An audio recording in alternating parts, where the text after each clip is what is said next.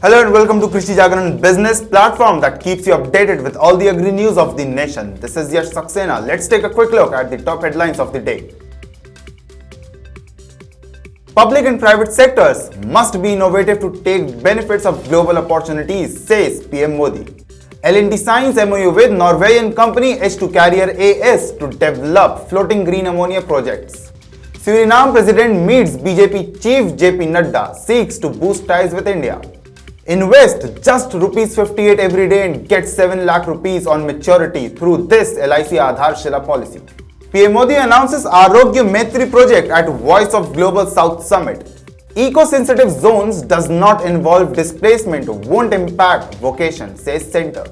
PM Svanidhi disburses more than 40.07 lakh loans to beneficiaries across 2 tranches, says Union Minister Hardeep S. Puri.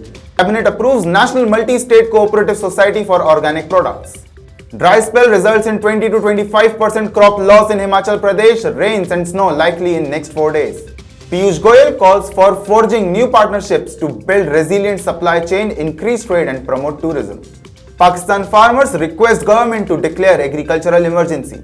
Intense cold wave and dense fog in North India, schools likely to remain shut.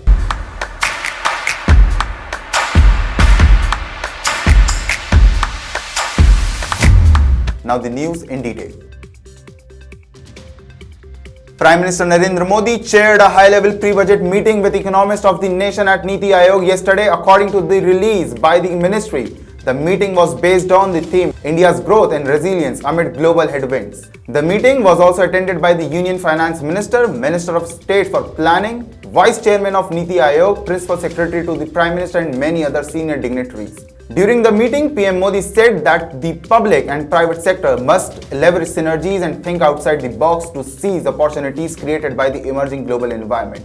Also, PM Modi emphasized Nari Shakti as a key driver of India's growth and urged continued efforts to enable the boost of women's and labor force participation. The budget session of the parliament is expected to begin on January 31st and end on April 6th with a recess in between, according to government sources on January 2.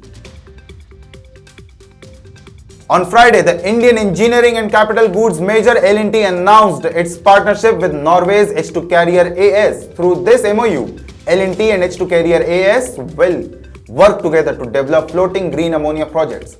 With these projects, both firms aim to decarbonize the global economy. L&T will be the construction partner for the Norwegian company's topside process and utility modules for its floating process plants. The fabrication of the topside modules will be done in India, the company said. Oslo-based H2 Carrier AS has expertise in releasing renewable green energy resources through producing and storing hydrogen and green ammonia. In a statement, whole-time director and senior executive vice president of L&T Energy, Subramaniam Sarma, said to fast-track the progress towards the decarbonization goals, out-of-the-box thinking and innovative solutions are the need of the hour.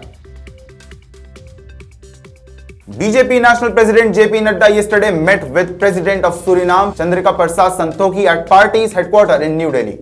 In a statement, the party said that both leaders talked about the contribution of the diaspora. Mr. Nadda also explained in detail how the coordination of the party and the government takes place.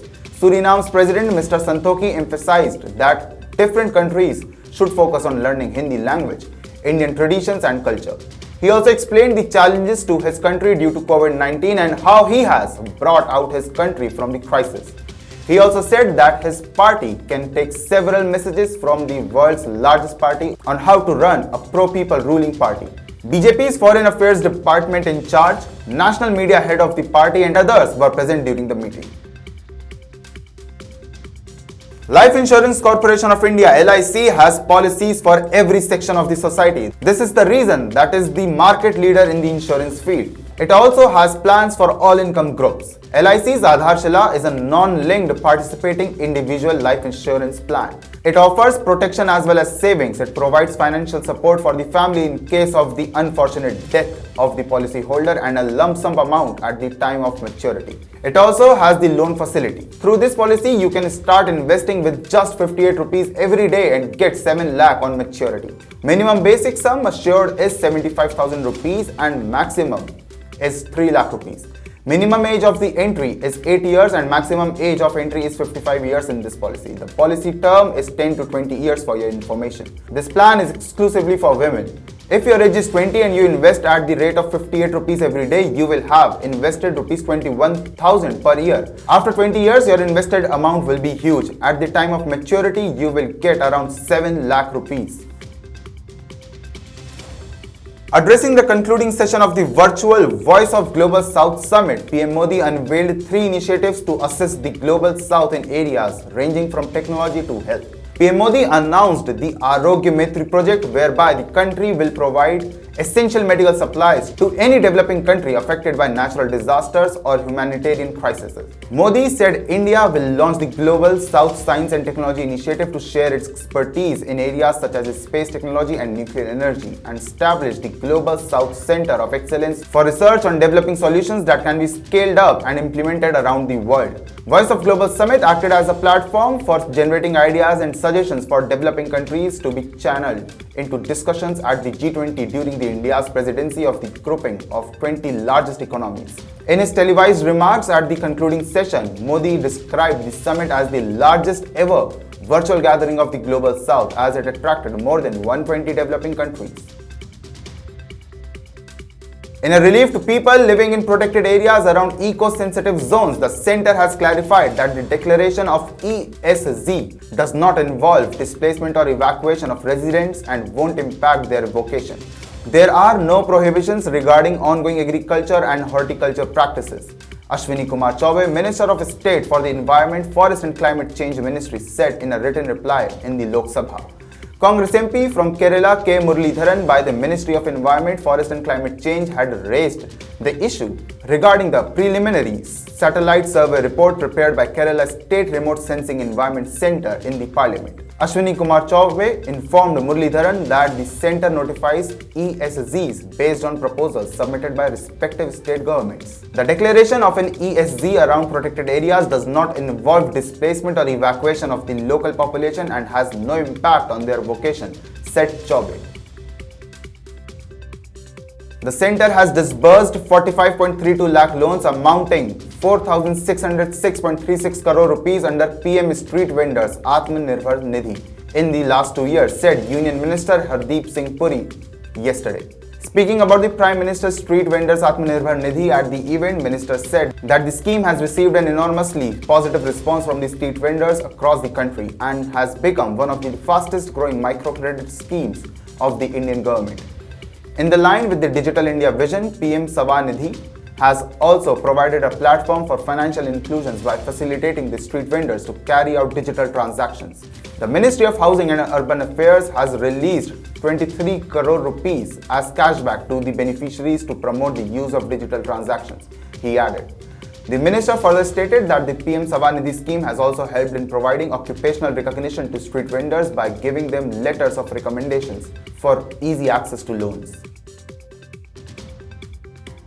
The Union Cabinet has approved a landmark decision that will pave the way for the establishment and promotion of a national-level cooperative society for organic products, which will serve as an umbrella organization for the aggregation, procurement, certification, testing, branding and marketing of organic products, with the support of relevant union ministries. Agriculture Minister Bhupendra Yadav announced the Cabinet's decision, chaired by Prime Minister Narendra Modi, that the body will be established under Multi-State Cooperative Societies Act 2002.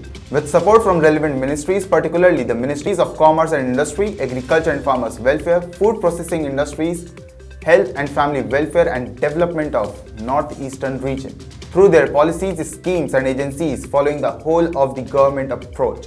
The move will assist primary societies, district, state and national level federation, multi-state cooperative societies and farmer producer organizations in becoming member of the umbrella organization represented by their elected representatives in the society's board of directors in accordance with the bylaws.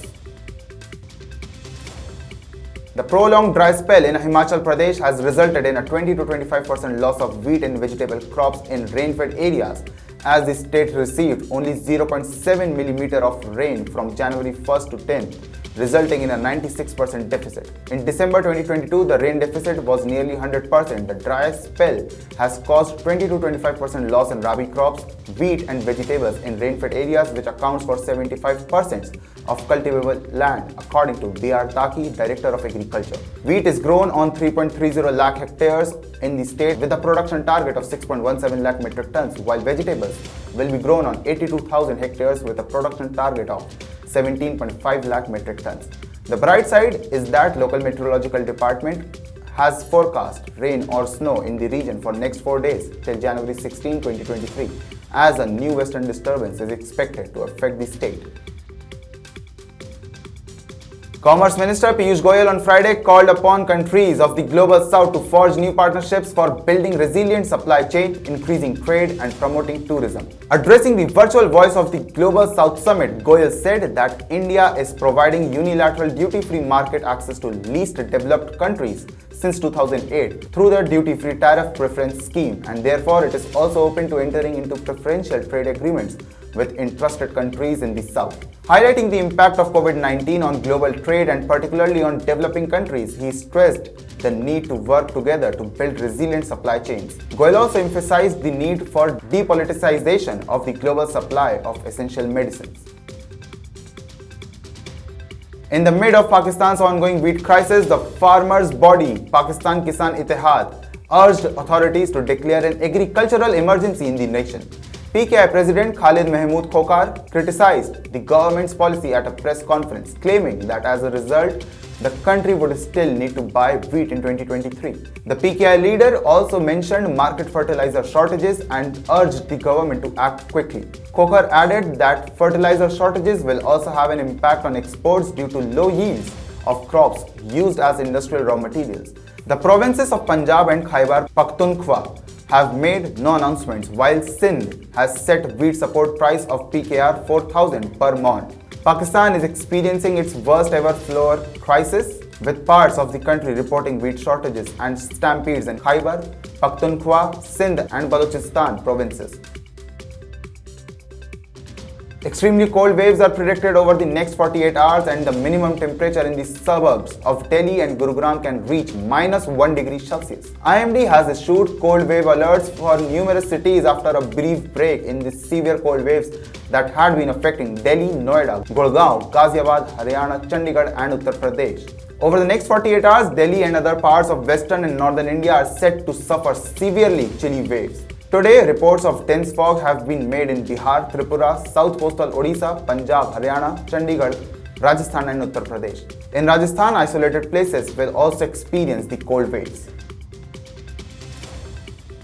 So this was all about the news. Let's take a look at today's quiz question. The question is on your screens.